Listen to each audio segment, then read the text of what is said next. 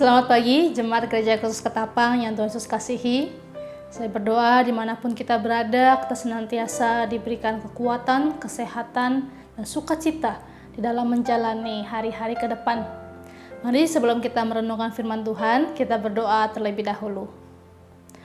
Bapa di surga, terima kasih untuk satu hari baru yang Tuhan percayakan kepada kami. Biarlah kami menjalani hari ini dengan dilandasi firman-Mu.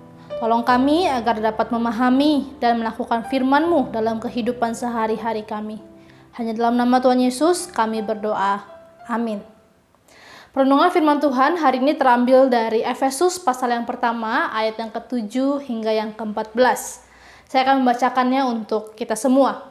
Demikianlah firman Tuhan.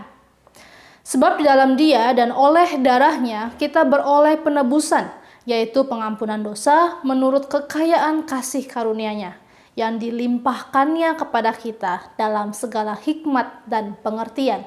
Ayat yang ke-13, di dalam Dia kamu juga, karena kamu telah mendengar firman kebenaran, yaitu Injil keselamatanmu, di dalam Dia kamu juga ketika kamu percaya dimeteraikan dengan Roh Kudus yang dijanjikannya itu. Dan Roh Kudus itu adalah jaminan bagian kita sampai kita memperoleh seluruhnya, yaitu penebusan yang menjadikan kita milik Allah untuk memuji kemuliaan-Nya.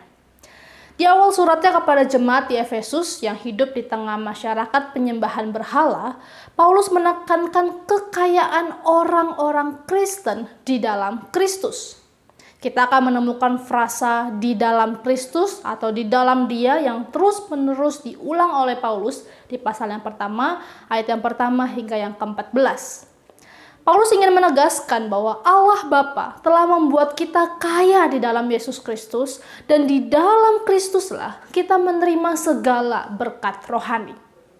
Apa berkat rohani yang kita terima di dalam Kristus?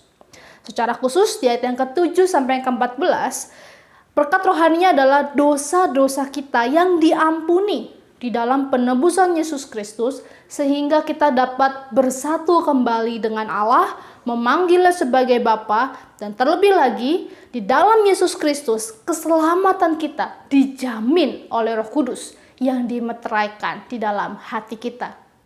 Mungkin ada di antara kita yang bertanya, ya elah, pengampunan dosa lagi, penebusan Yesus lagi. Yang saya butuhkan sekarang adalah berkat keuangan yang naik, berkat kesehatan yang membaik, berkat pemulihan relasi keluarga saya. Apa sih artinya pengampunan dosa itu buat masalah saya sekarang ini? Jemaat yang dikasihi Tuhan Yesus, memang tidak mudah bagi kita untuk memahami berkat rohani ini di tengah segala masalah jasmani kita yang sangat menghimpit kehidupan kita. Tapi mari saya ajak kita semua dengan hati yang terbuka menerima kebenaran ini. Kemenangan Kristus di atas kayu salib sesungguhnya telah mematahkan musuh terberat manusia, yaitu dosa dan hukuman Allah. Allah yang maha kuasa, sang pencipta yang baik, sesungguhnya merenda kehidupan kita. Dia turut terlibat di dalam kehidupan kita melalui pendamaian Yesus Kristus. Kita tidak pernah ditinggalkan. Allah tidak pernah jauh, tetapi Dia dekat dengan kita. Kita tentu mengalami sakit, kita tentu mengalami penderitaan, kita tentu mengalami kesulitan, tetapi Allah beserta dengan kita. Karena itu, jemaat yang kasih Tuhan Yesus, mari bertahan dan terus berjuang menjalani hari-hari ini bersama dengan Allah Roh Kudus yang senantiasa menghibur dan menopang kita. Jangan ragu untuk menelepon saudara seiman kita, rohaniwan, penatua, untuk sekedar curhat atau minta didoakan. Jangan ragu untuk memutar musik rohani di dalam rumah, supaya hati ini terus terangkat kepada Allah.